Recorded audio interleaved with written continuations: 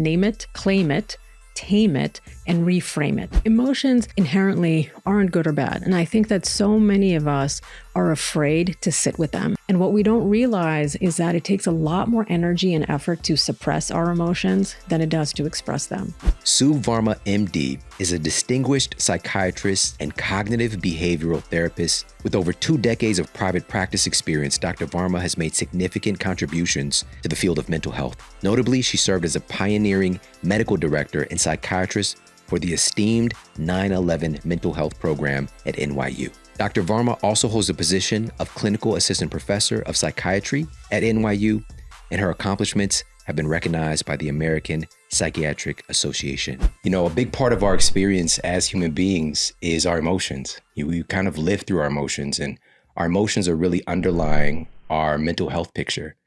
But I don't think we ever stop to think about what are our emotions? What are these mysterious things that we're living through? Can you talk a little bit about that? What are emotions? Yes. So, what's so interesting is that emotions are, whether you look at it, physiological responses sometimes they're not even conscious, but they have influence on everything that we do, on our thoughts, on our behavior. And we know that thoughts, emotions, and behaviors collectively influence our habits, and our habits influence our health. And so that's why I would say never dismiss emotion, even if it is fleeting, right?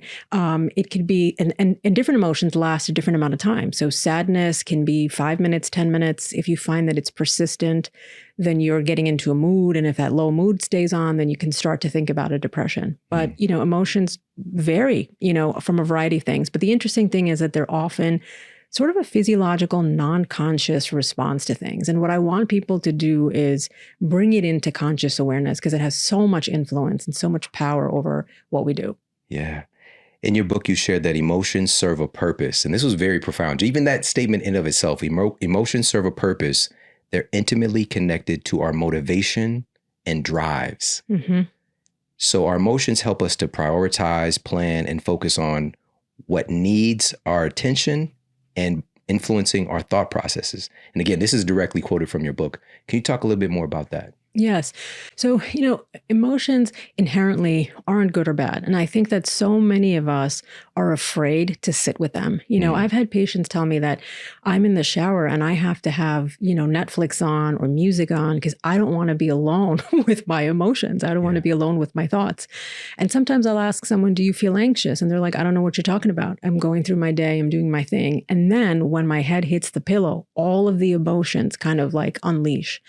And I always ask people, how do you sleep? Because sleep is a window into a person's mental health. And it tells me so much about unprocessed emotions that are going on throughout the day.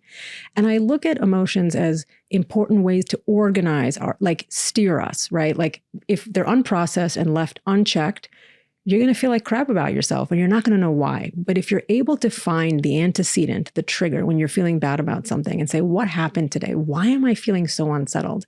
And then if you can connect that to the emotion. And often one of the most powerful emotions is shame. And we don't talk enough about that, right? Because what I hate about shame is that it keeps us inward instead of motivating us outward to change the behavior that's causing that. So to me, motivating and harnessing the power of emotions, which can be extremely beneficial in our favor, but only if we understand them. Yeah. What I got from your book was that our emotions are kind of like an internal compass. It's like a guidance system, and it's giving us feedback on what we need to address oftentimes. But like you said, if we're not able to sit with them, and today we're living at the golden age of suppression and, being able to deflect and not pay attention, not be able to look inward. And, this was something, again, throughout our evolution for thousands of years, you were going to spend time with yourself. Today, you can find yourself, getting lost in a number of things and not really pay attention to that, and then seek out professional help when it becomes too unbearable. Yes. Right. And what you're doing is giving people the roadmap to start to pay attention to these things before it gets too bad. And also when things do go wrong, having some tools so that we can process things better. Yes. And language, right? To have language and words around it to say, I feel X, Y, and Z, because it's so hard. A lot of the people that I work with are like superstars in their career, super intellectual, academic, smart people, but they're not used to labeling how they feel. And it's so hard because I'll be like, how do you feel? And they're just like, like there might be, there's a lot of grunting going on, or then they change the topic, or they start to rationalize or intellectualize. And I'm like, no, just, and I can see how they feel because I can see the tears coming in the eyes,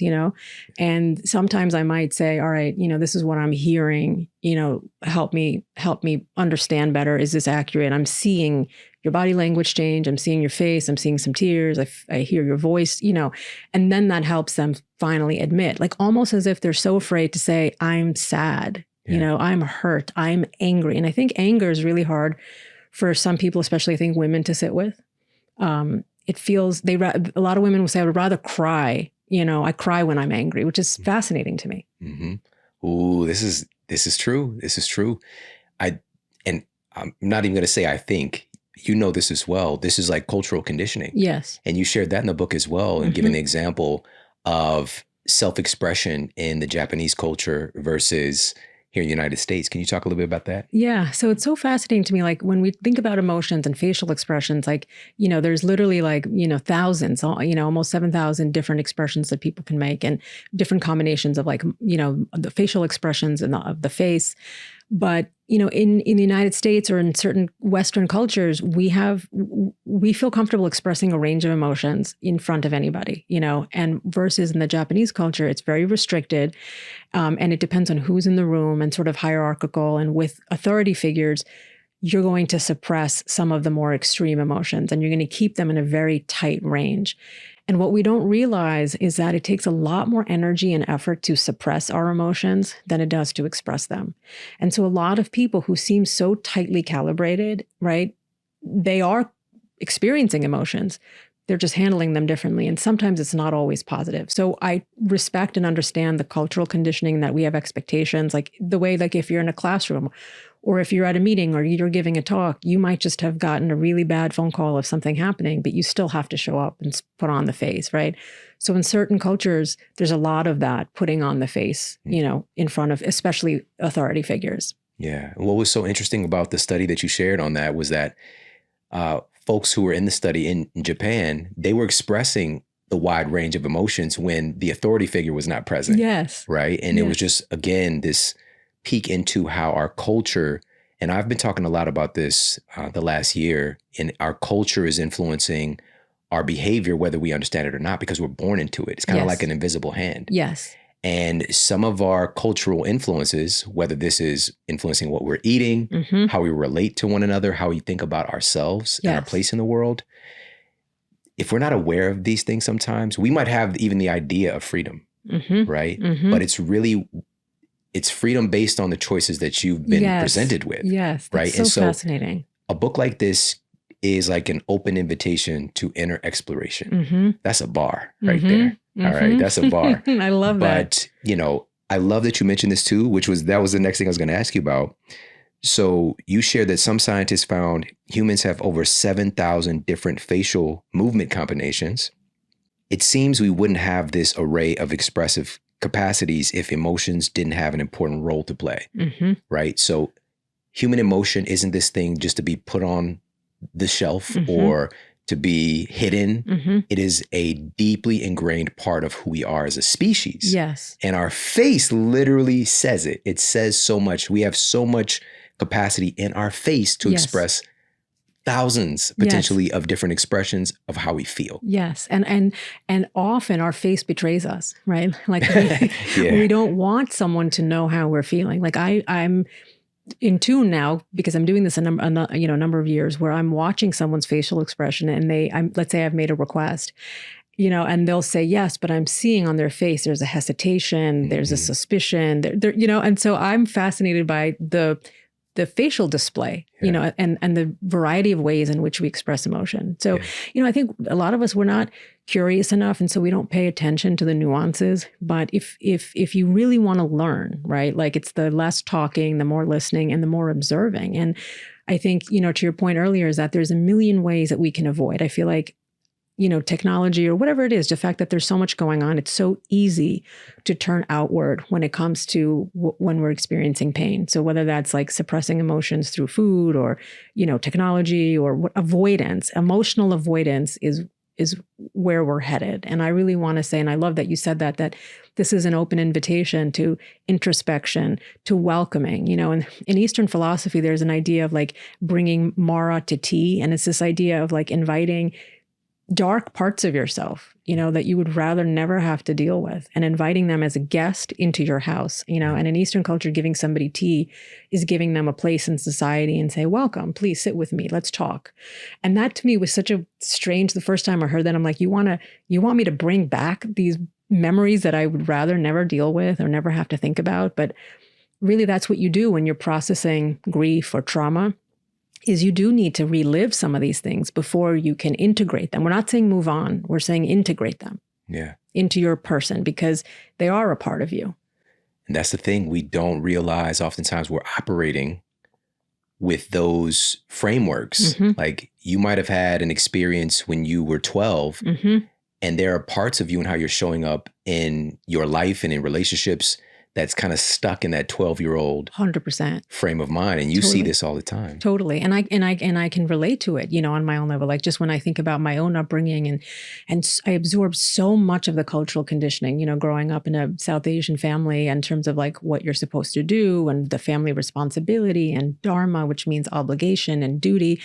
And so I've always operated with this, even though I was born and raised in the United States, but my home culture was this one way of thinking. And it was not just the South Asian culture, but the family culture, because that can also be a little bit more nuanced and different. So, for me, it was service, service, and you do other things, you do things for other people, you come last, right? So I've kind of operated with that. And I think about how is that serving me now, and so that's the key, is that it's okay to shed some of those narratives, the cultural conditioning. And I give people, a series of questions to say, it's okay, like embrace who you are, right? And some of those things that brought you here, maybe they no longer serve you, but maybe they helped you, and maybe in some ways they did make you who you are. And if you're happy more or less with that, then it is what it is, to make room for acceptance. Yeah. You talk about service in the book as well, and how that contributes so much to mental health and optimism and things like that. And, I'm a big fan of the perspective that it's a both and world, right? Your self-care matters immensely. And so does having a sense of purpose and being of service. But if you're caring for yourself, you could show up better in your service. You could show up better for the people who are depending on you, that we tend to sacrifice ourselves for. Yes, absolutely. And people don't realize it, that, they can coexist, but it's hard. I think like a lot of times I see like somebody, men and women who are so called either by the work that they do outside or the work that they do in caring for their family, that the idea of taking time for exercise, for sleep, I mean, it seems like ridiculous. Like, what are you talking about? Like, how is that possible? And so, that's where the juggling act comes in, of like saying no to more things, so that the few things that you do, for me at least, that's kind of how I look at it, that you do it like 100%, like I want to show up sometimes 150%. And then what I realize is then that might mean saying no to some things and then like making peace with that, right? Because I think we're also living in this world of FOMO, and you're constantly feeling— What'd you call me? Yeah. Like the fear of missing out. Like you're always thinking that there's something better happening. And when I did a lot of research into what FOMO is, and it was like a combination of anxiety, anticipatory anxiety, but also anticipatory regret. Like this thing that I'm not doing, I'm already regretting it, even though I haven't even done it yet. Oh, yeah. Right? And irritability and like anger. It was all these nuance of like random emotions put together. I'm like, I had no idea. I thought it was just like, I didn't go to a party, and then and it's not just fear of missing out, it's fear of being left out. Right. And that hits at one of the core human features of belonging and mattering and sort of like relationships. So I can see that like, it's not that easy to say no to things. Yeah, of course.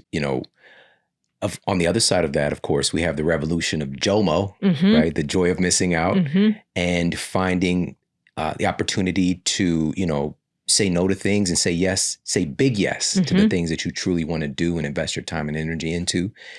And the thing is, like, there are so many things to do now. And social media reminds you of that instantly. Yes. And this is something that our brains are simply not evolved to handle. No. Like, just thinking about how we evolved, we evolved in a tribal construct.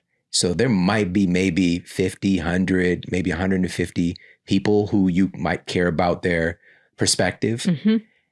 Today, you can have hundreds of thousands, millions of Yes. quote followers. Yes.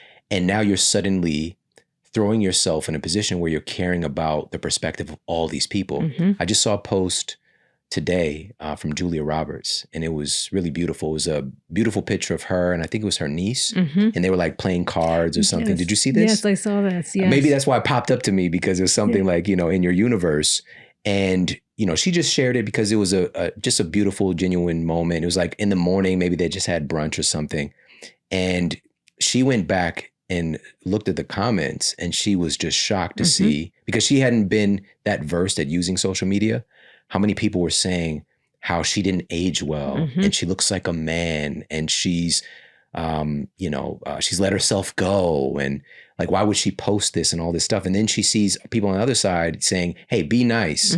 You know, you don't know her like that, and defending her. And then she just saw people fighting, right? And it's just like bringing out all of these lower, you know, root chakra, activities. Yes. And seeing really the worst of humanity showing up in a platform where it's kind of nameless, faceless, and you can be nameless and faceless. Absolutely. But it's moving away from that humanity piece. Yes. Now, before we got going today, we talked about the right use of social media, which is a connection like the one that we have. Absolutely. Right? It can be a bridge for something real. Yes. And it can also be a bridge for something that is incredibly abnormal and hard for our mental health. Yes. And so I want to ask you about this, because obviously, you know, our kids are being born into this now. We know a time when this didn't exist. Yes. You know, we might have had like a telephone at the house that everybody shared. Yes. And, you know, but today, like kids in elementary school, at my son's school, have phones already. Right. And so this landscape with social media, what are you seeing? What are some of the things we should be aware of? Yes. So, you know, I think that like, just like any other toxin, because it does have it's an input, right? It's a mental input, and it's an environmental input. And so we can look at it as having potentially, for young developing brains, toxic effects, because they don't really have a sense of like reality, because for them, this is like, okay, but this is an influencer that I follow, and this is their reality. And there's something called parasocial relationships, where we feel like we're friends with the people that we follow. And so it becomes blurred lines of what's real and what's not, you know. And I have a son same age as yours, and, you know, thinking about, you know, he might be telling me, oh, I saw this new trend and this new fad, and I want to buy this thing. And without even questioning, is this good for my health? What is this product? Or understanding that this is a marketing ploy, you know, like you have to understand that and do the research. So they can be opportunities for conversation to say, let's do our due diligence. Don't take something at face value just because somebody is selling it. Yes, like that's their business, but it's our job and our business to do some research. But also that what we're finding is, especially for young girls, the cutoff is like around 3 to 3.5 hours, like of use a day, is related to anxiety and depression. And we're seeing a lot more suicide, a lot more antidepressant use. And look, antidepressant use in and of itself in this age group doesn't necessarily mean like, oh my God, they have depression. It could also mean they're getting help. The depression is there. But we do know that there's escalating rates of mental health crisis in young people today.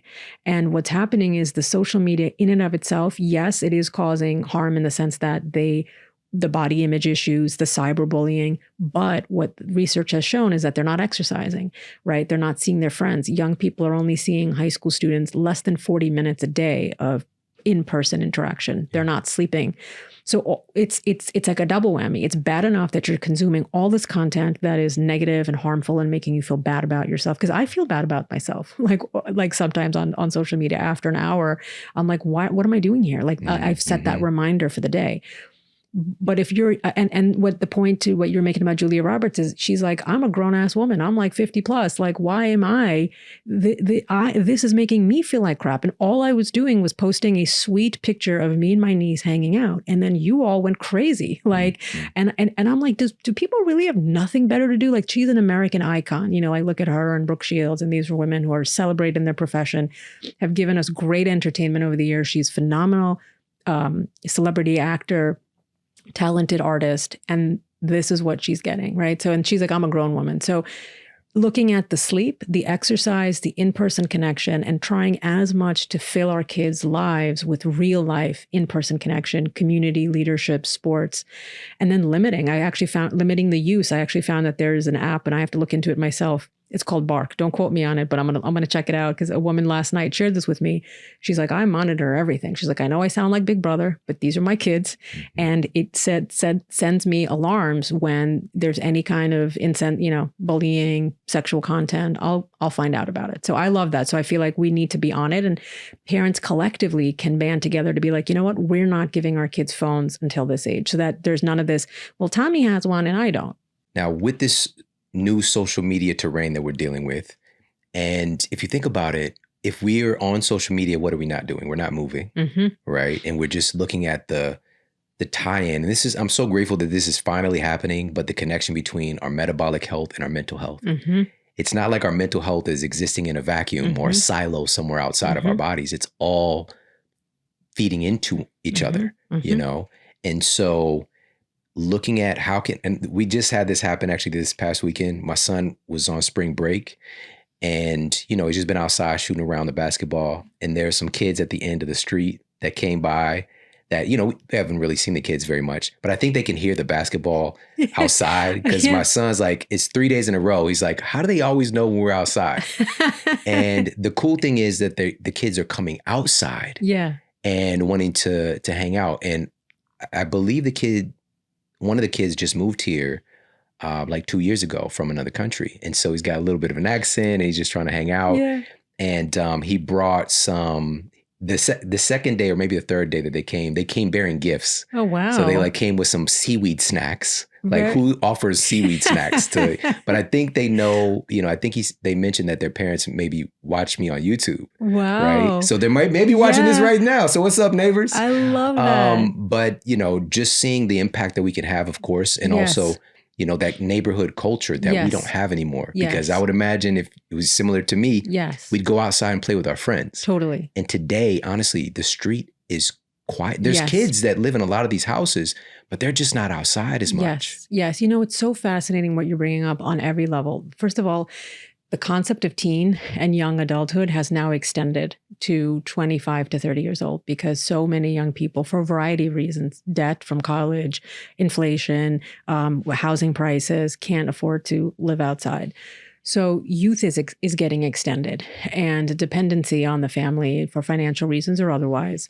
And they're missing a lot of these key milestones of being able to negotiate conflict, to be able to ask each other out on dates. They show that the rate of sexual activity in young people has dropped, and in terms of the number of people that have had partners in the last year. And, any parent would be like, well, that's a good thing. I don't want my kid doing anything with anybody at a certain age. But it's also reflective of things that were part of our childhood growing up: the exploration, healthy safety within boundaries, having conversations at every stage, right? Talking about consent, all of those things. But so many aspects of things, like a lot of young girls are at home scrolling on their phones, or boys, or they're playing maybe video games, but they're at home alone. And even when they're together, they're on the phones together, right? Yeah. And so part of it can be the opportunity to connect. I'm not saying there's like plenty of great stuff with technology if you're sitting and you're talking about what's the video and you're laughing together, and then you put it aside and you go out and play. But it's so fascinating to me what's happening is that there's, in my mind, a stuntedness in our youth culture, right? Like, even when I look at the text messages that my kids are sending to each other, everything is in like 3 letters, max 4.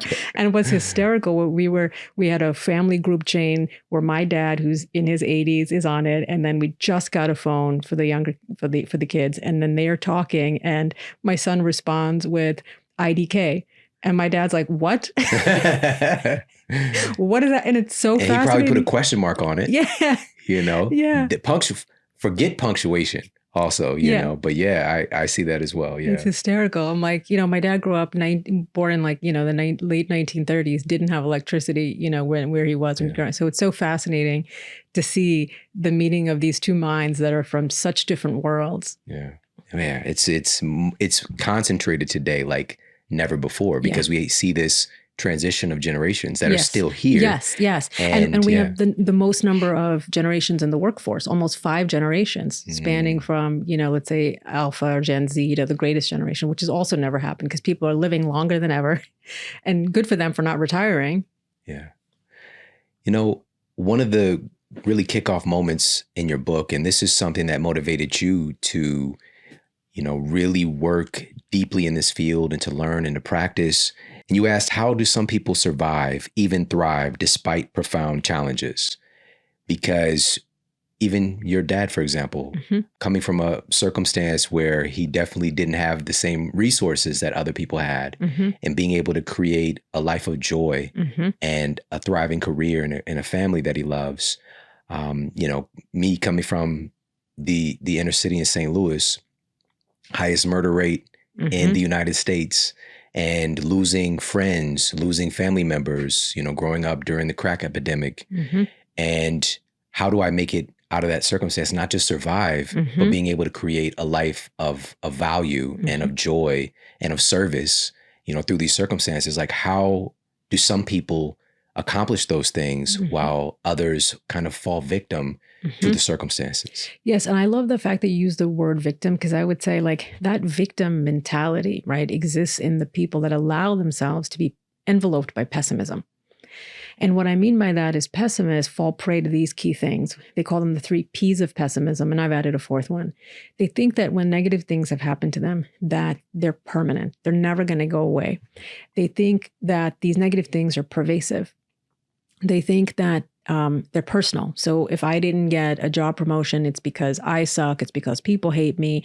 It's always going to be like this. And it's not just this aspect of my life, every aspect of my life. So that mindset to take things very personally, very negatively. And then I added the 4th P, which is to become passive, to become paralyzed. So it's one thing to think negatively, but then to ruminate, to stir. And rumination is been studied in medicine and psychiatry as kind of like the slippery slope to depression. If you find yourself ruminating, it's a risk factor for depression. And that's kind of how doctors know that maybe somebody who had previously been treated might be having a relapse, because one of the first symptoms is rumination. And if you are a pessimist left unchecked, a little bit of pessimism is good. It's healthy, protective, a little bit of skepticism.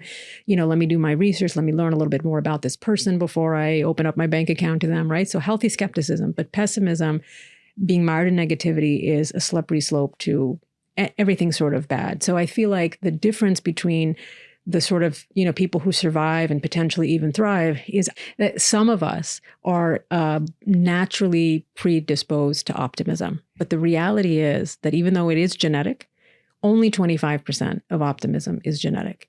The 75% is learned. And nobody tells you that, right? And I didn't even know when I started studying optimism. It was really something I dismissed and put it aside initially. When my first job after my residency training was working as a medical director of the 9/11 mental health program. And everybody was fascinated by trauma and this concept of resilience. And resilience is great. Resilience is about bouncing back from adversity. But I wanted to go one step further. I said, how do we thrive in the face of it? Right? And that's flourishing. And optimism is a key feature, because it says, great, we don't want to just take somebody from dysfunction to function. We want to take them from functional to optimal. And so much of our healthcare, it's not healthcare, it's sick care, it's disease management, right? Nobody is talking about how do we live a flourishing life of joy. When you go to the doctor, you're not saying, doctor, I want to flourish. And they're like, what's wrong with you? That's the first question. What's wrong? Give me your symptoms. And I want to talk about everything bad. So we've created these 2 separate worlds of disease management and wellness, and never the 2 shall meet. And we have to create a bridge. And that's what practical optimism is that it is a concrete, actionable tool set, skill set, mindset that helps you change and helps you convert positive outlooks into positive outcomes. Optimism is the idea that you see things on the bright side, right? But practical optimism says, how do I change? How do I take that outlook and make it into an outcome, right? Because you're telling someone, look on the bright side, just get over it, everything will be okay. That's toxic positivity, right? Extreme optimism, that's also not good, because that's called ostrich effect, blind optimism, extreme optimism, where you bury your head in the sand and you think everything will go away and work itself out. And both those extreme optimists and the extreme pessimists, believe it or not, from the outside, they look kind of similar because neither of them are doing anything about the problems in their life. The optimist, the extreme optimist is like, it'll figure itself out. I'm good. I'm not doing anything. Extreme pessimist is like, I'm too scared or nothing's going to work out. So they don't try. And what you want is that middle road. And one of my favorite quotes by George Bernard Shaw, he says that the world needs both optimists and pessimists. The optimists are inventing the airplanes, the pessimists inventing the parachutes. Right. And we need both. And each of us has a tendency to be optimistic, and we also have a tendency to be pessimistic. But here's the thing, you have to maximize your optimism. And they're not both, two sides of the same coin. Optimism and pessimism are not two sides of the same coin. They're actually separate constructs. I love this because, again, we swung to one side of the pendulum as well in our awareness of this as a culture. Looking at, there was a time, and probably when we both were in college, where genes were everything, right? You're genetically predisposed to fill in the blank, depression, obesity, heart disease, whatever the case might be. But and it's great to know that we do have some of this encoded in us. And a lot of it is actually passed down from our parents. And we have several studies affirming this. We'll put one up for everybody who's watching the YouTube channel and looking at how trauma in laboratory animals, exposed trauma, changes the genes that are passed down to their offspring and altering their behavior and their mood. What they found was that exposing these laboratory animals to enriching environments actually helped to alter these kind of epigenetic inputs, their gene expression, and then pass down these more, quote, positive genes to their offspring. Amazing. Right. And so we know that our genes do have a template, as you shared with depression, for example, 25% with optimism, right? 25% of our optimism is determined by our genes, but epigenetic inputs is going to determine our life expression. And then we're going to pass that down. Exactly. And I'm so glad that you said that, because I think for the parents that are listening, for the kids that are listening, it makes us feel empowered, right? That we can be agents of change in our life. But I'm really big on trying to be a cycle breaker, right? Because I just think that we have to change things upstream, because every generation is going to pass things down. And I remember, in college and after graduating college and during medical school, working with, different folks from, inner city, and everything has to change in terms of the mentality of how do we provide resources? How do we empower people? And we were talking about this when you take kids who maybe came from disadvantaged neighborhoods, you surround them with people who've got resources and advantage. And all of a sudden that kid develops self-efficacy and says, hey, I can be just like them. That idiot somehow managed to get a great job at a great company. I'm no different. I'm not qualified. So we have to be able to see success right around us. We have to be able to perceive and have really great role models, but definitely the point of intergenerational trauma and how our parents might have been exposed to abuse or violence in the home or incarceration, all of the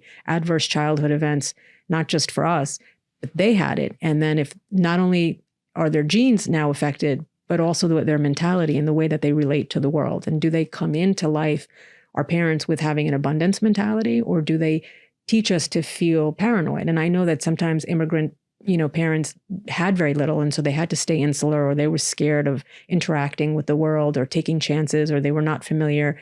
So just understanding that's where the cultural scripts come in, of being able to have empathy for our parents. Because I think so many times some people get stuck in anger and resentment and blame, rather than saying, maybe they didn't know any better, and how can I help them? And then how can I help myself? Yeah. And we also have a choice, you get to choose how you look at this. And, from my perspective, one of the things that I did, and sometimes the stuff, as you're moving into a healthier place, you kind of automatically make some of these mental changes. But I just started to really focus on the good that my mom did for me. I went on a hike with my wife and my youngest son. And, usually sometimes I'll make a joke about how I grew up and, didn't have the advantages that he had.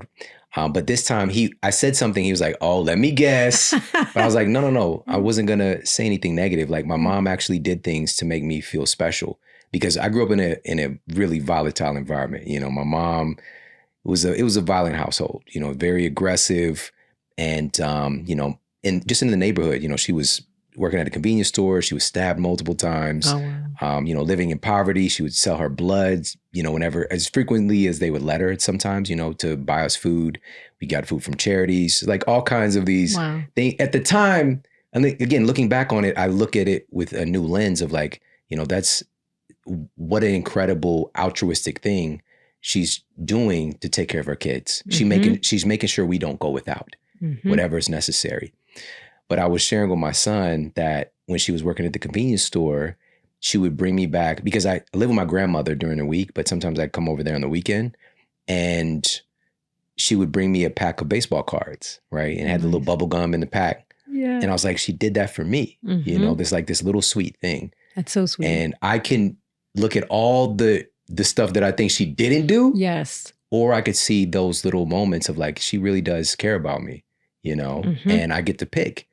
And, having siblings, I see that they choose different things to focus on. And you can see the outcomes in their emotions and their life structures as well. That's so beautiful, Shawn. Thank you so much for saying that, because it's warming me. I'm getting like shivers and goosebumps when you're talking about I can choose, right? Because there's so much hardship.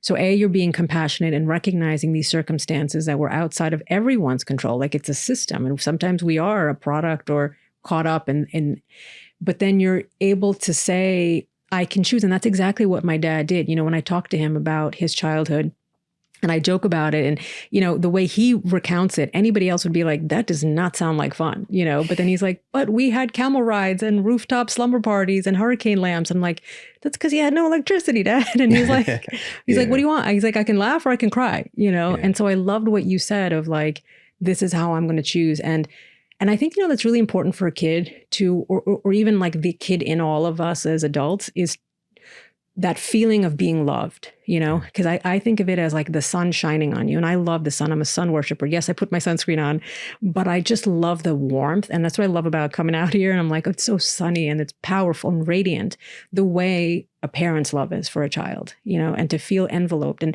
I talk about the idea of secure attachments and insecure attachments, and all of us need to feel held. I have a mentor, and she's in her 70s, and she was my supervisor in family therapy training. And she lost her mom when she was somewhere between 4 and 6 years old, and to cancer. And she's like, I know my mother loved me, and I'm thinking, like if it was 4, I'm like, that's so young. Like what memories could she possibly have? Like I have some memories, right? But not a ton. But the fact that she held on to that, and she's like, it allowed me to be who I am today in terms of giving to the rest of the world, because I remember being loved, So I feel like that's key of holding. And so to me, that's practical optimism, Shawn, is like, this is what my mom did for me. And I feel loved and I feel seen and appreciated. Now that has filled you, because I always say, it doesn't matter, is the glass half empty or half full, right? Practical optimists know that there's always free refills. Yeah. And the glass is refillable. And that's what you're doing, is that you're filling your glass with these powerful, beautiful, potent memories, so that you then have something for other people to be able to fill their pour into their glass. I love this. I want to keep talking with you forever, because this is life, this is what life is all about. And we get to choose. We have so much agency. Yes. But we feel victims, like victimized by our own thinking. Yes. And we don't realize it, because, even as you're sharing that, I just, to reiterate this, there are thousands of things that I could focus on that were terrible about my experience growing up. But I'm choosing, even in those things, to view them like you said this earlier, that, your parents oftentimes are just doing the best that they can. I'm choosing to focus on for myself. Yes. And this is the key. And you also share this as well. It's not negating that these things didn't happen. Bad things happen in life, but we have to take control of our own thinking. Yes. And and this is what I love. It's in the title, practical. It's very practical. It's good for you. Yes. It's good for you to do that. But so often we're attached to that blaming and the victimization. Yes. That we just like, no, you don't understand. And, if we could, I want to talk about this, because just having you here is really important. A part of this practical optimism is this idea, this truth of how good it is for you. As a matter of fact, you really illuminate that in sharing how being more optimistic is correlated deeply with better health and longevity. Yes. Talk a little bit about that. Yeah. So optimism, head to toe, has endless benefits. Like whether it's brain health, like less anxiety and depression, to cardiac health. We know that they did a study with 200,000 people, and 30%, these folks who were optimistic, they were 30% less likely to not only have less heart attacks, less strokes, but really to die prematurely of any causes. People who are optimists enjoy exceptional longevity, 20% more. They live longer, and not just longer, but in good health. The definition of exceptional longevity being people living well into their 80s. And we know that lifespan is increasing, but health span is not. And so what good is living an additional 20 years if you're, dependent in the nursing home and immobile and have lost your cognitive function? So we know that optimists have 5 times more productivity at work. They're more engaged, 6 times less burnout. And get this, 40% more likely to get a raise at work in the next year. Show me the money, Jerry. Yeah. Oh, yeah. That was a great movie. So, it's all about, like, if you're going to do it, like I say, it doesn't matter what road leads you to optimism, but I got to be honest, all roads lead to optimism. And I feel like if you want to achieve anything, any question you have in life, anything that you're struggling with, there are 8 pillars of practical optimism. You start with having an intention and then having a purpose, and it's sort of, you move through all of them. And the last one is practicing healthy habits. And to me, that's the outcome. So purpose is the intention and your outlook. And then you can turn that outlook into an outcome by processing your emotions, by problem solving, and very tactical, tangible tips. 1, 2, 3. Have you asked yourself this? Have you tried this? If plan A doesn't work, have you tried plan B? I say with purpose, write this is a saying, I didn't come up with this, but write your purpose in pen, but your path in pencil. So to be flexible and to have alternative routes to achieve the same thing. And it's so important. I love that. I want to ask you about a specific example. And I know a lot of people deal with this, and especially today, again, when there's so much consuming our time and energy and not having time for the introspection. But we want to, again, remind folks that pessimism, or, being, quote, negative, is not putting ourselves in a box. Some of these feelings of even being a little bit more pessimistic at times is very helpful, very practical, to question things, that kind of thing. And we don't want to get caught in a loop to where we are, for example, let's say a person is stuck and ruminating on a thing, like you said, laying their head down on the pillow, and they're just consumed with this particular thing that happened, right? So maybe something happened with, a situation with their kid or family member, or something that happened, to them personally, whatever the case might be. I know that we can get into this loop of rumination. What can we do to help to break out of that because it can really be difficult to move and just to live when we're ruminating on a thing? Yes. So great question. And it's so common. So, breaking the cycle can be a variety of things. So there's a 4-step technique that I call name it, claim it, tame it, and reframe it. So the naming is naming the antecedent and the trigger. What is causing this? What can I put my finger on? And we know that people who can name the antecedents and the triggers have a much more emotional granularity. And that's really good for your mental health, to be able to point to. And we know that, for example, and this is kind of dark, but people who come in with suicide attempts, and let's say they survive the next day, if they're able to say this happened because X, Y, Z, granted, we want to give people options so that it doesn't get to that place. But being able to point to something and say, this caused me to act this way, is very helpful.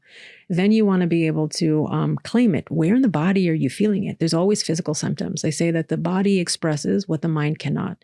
So where are you feeling it? Clenched jaw, tension in the shoulders, fists, IBS, you're going to the bathroom a lot, you're peeing in the middle of the night, all sorts of things, headaches, and from unprocessed emotions. Then this is the taming, the next step. Name it, claim it, tame it, reframe it. The taming is, these are the tangible techniques. Journaling. Number 1, I would say, if you can, start getting in the habit of twice a week, 15 minutes. It could be anything that you talk about, but we know that people who journal have less inflammation, better immune systems, less cardiac problems. But this is doing it religiously, like as an intervention.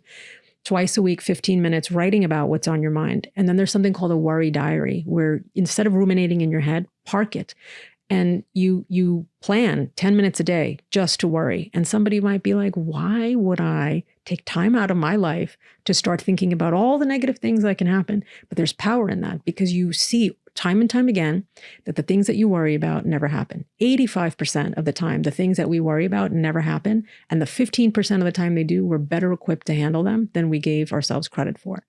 So the worry diary, you become desensitized, you see the bad things never happen, and then you start to see a trend. Actually, the best thing happened, right? So worry diary, journaling, walking. Walking is free. It's accessible. If you can do a quick loop around, your block. EMDR therapy for trauma came from walking and this idea of optical flow. When you have to leave your house and you're looking left and right, I don't want to get hit by a car or by a bus. It's taking you outside of your own thoughts. Calling somebody up and ask them, how are you doing?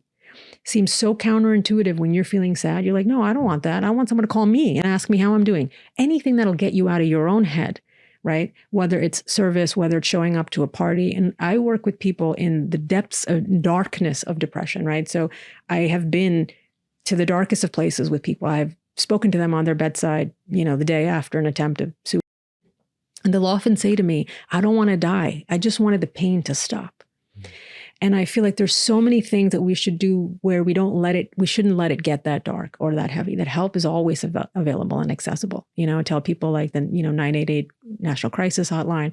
But I always say prevention, an ounce of prevention is, just worth a pound of gold. So walking, exercise, one session, 45-minute session a week can be so powerful as an antidepressant. So I'm a big believer in any form of movement, specifically for mental health. Yes, you want to live cardiac health, all of that. But as you had talked about, metabolic relationship to depression, 100%. And one thing that people don't realize when they have cardiac disease or metabolic illness is that all of this causes changes and inflammation in the brain to the point where they get microvascular changes and they might be having mini, mini strokes. And people don't realize it because they might just be showing up as personality changes or depression.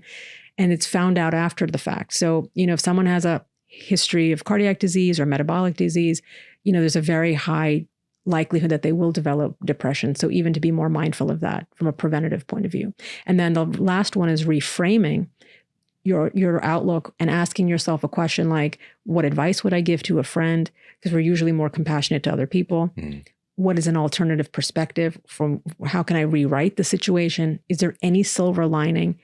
How am I going to feel about this 5 years from now? And one thing I say to people when we were talking about victim mentality, if you're saying, no, there's no silver lining. There's nothing good that came out of this. I just want to stay in my negativity. I'm going to ask you this question.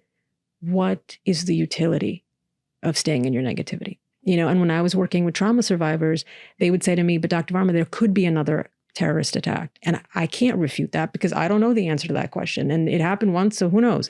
I don't want to think about it because I wouldn't leave my house if that was the case.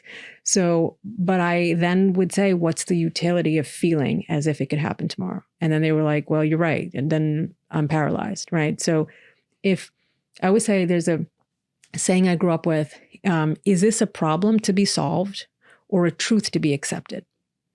Because sometimes we can't change reality. Yeah. This is reiterating, again, from your experience, this incredible breadth of experience working with real people in the real world and teaching for so long, and your education, sharing this important fact about life is that questions are often the answer, and being able to ask better questions. And I love, one of my favorite parts of this conversation is taking time to worry. That's so, again, kind of counterintuitive, but it's just like you're doing it anyways. You're worrying and it's messing up your day and your life anyways. How about you just take that time, take that 10 minutes in the morning or whatever the case might be to worry and to focus on it, get all the things out, express those things. Yes. And here's the crazy thing, and I've experienced this as well. When you're able to offload, it tends to lighten the load for the rest of the day and potentially longer term. Yes. But it's just being able to get exercise, right? Get some of these things that are just haunting us out into, onto paper. And also being able to ask better questions, right? I love the question, and this is something that I've made a little bit of a habit, is when a challenging situation happens, and this isn't necessarily like you immediately do it. Sometimes you're just in the suck, but asking, what is the gift in this? What is the blessing in this challenging situation? What is this trying to teach me? Yes. right? Because Yes. it's usually some kind of capacity or Yes. changing the way I look at something. Maybe there's something for me to do. Sometimes there's not. Yes. But just asking the question instead of it just letting it sit on my shoulders is Mm-hmm. so much more practical. Yes, I love that. And, you know, the power of acceptance, I think that in the Western world, acceptance has been equated with resignation, right? That if I accept some hardship, then I have failed and that I'm surrendering and that I've lost. And I think like the Eastern upbringing part of me, acceptance was strength and it was courage, right? And even in like the 12 step, which is something I grew up with because my father was a psychiatrist working with folks in addiction, the first step was admitting powerlessness. And I think that that's so hard for so many people to do because once you start from there, once you start from rock bottom, it's only up. You're only going up from there. So I think if you can embrace the lowest part of your life and to know, you know, what people don't realize is that, you know, in physics, they talk about potential energy and kinetic energy. And when you're taking a rock and you're moving that rock up a mountain, it's gaining in potential energy. And so when it's at the pinnacle, right, that's when it has the most amount of energy. And then as it starts going downhill, it gains kinetic energy.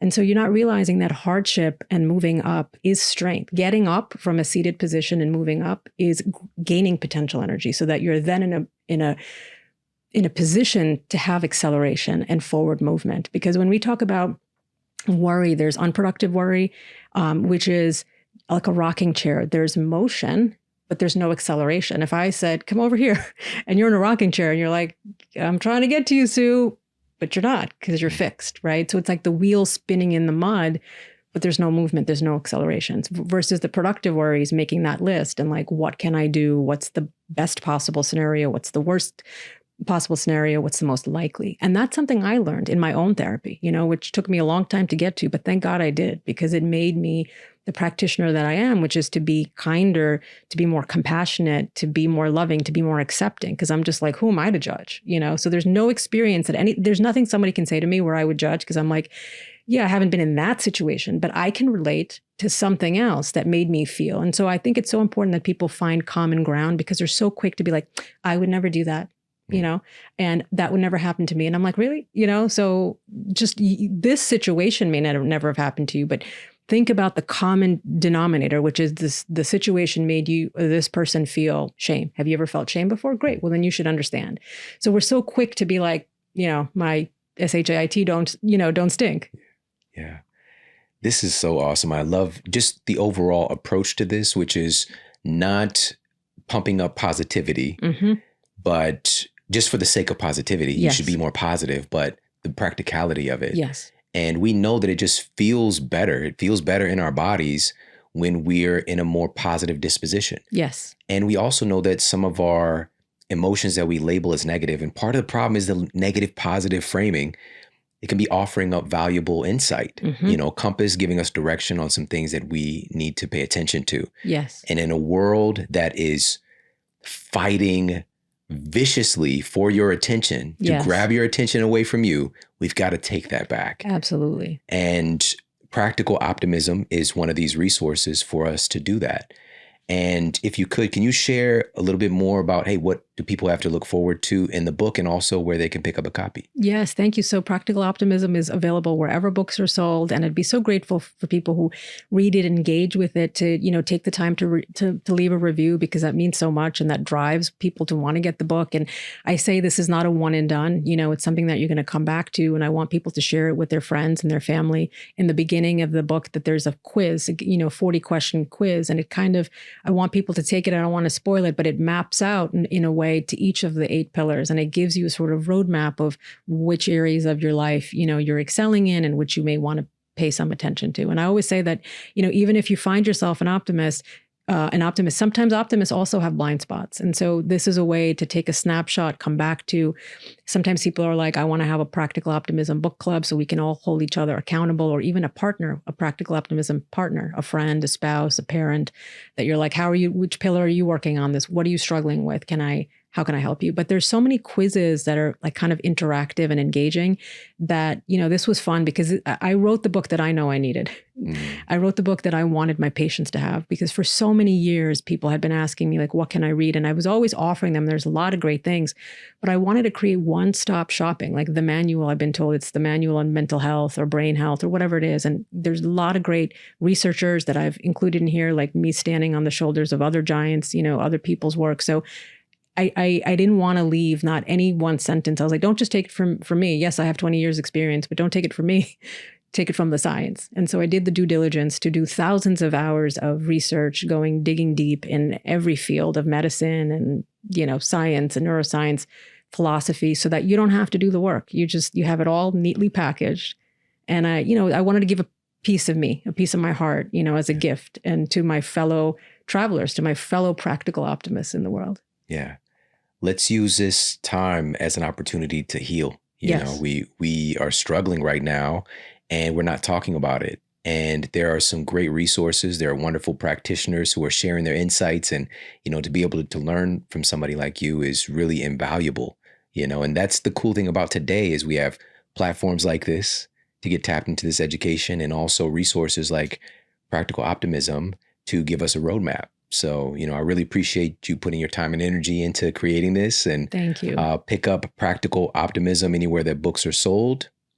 Dr. Sue Varma, this has been amazing. Thank you. Thank you so much. And thank you for all that you do. Like, you've created a safe space for science and for inquiry, which I really scientific inquiry, which I really have a lot of respect for. So thank you for sharing your journey as well. Amazing. I received that. Hey, if you like this video, make sure to check out this video right here to optimize your mindset and to achieve your goals faster. People say to me, well, why do you do your meditations in the morning? I always say, easy. Because if I can overcome myself at the beginning of the day, the rest of the day is easy. That's the biggest mastery, right? Is the self.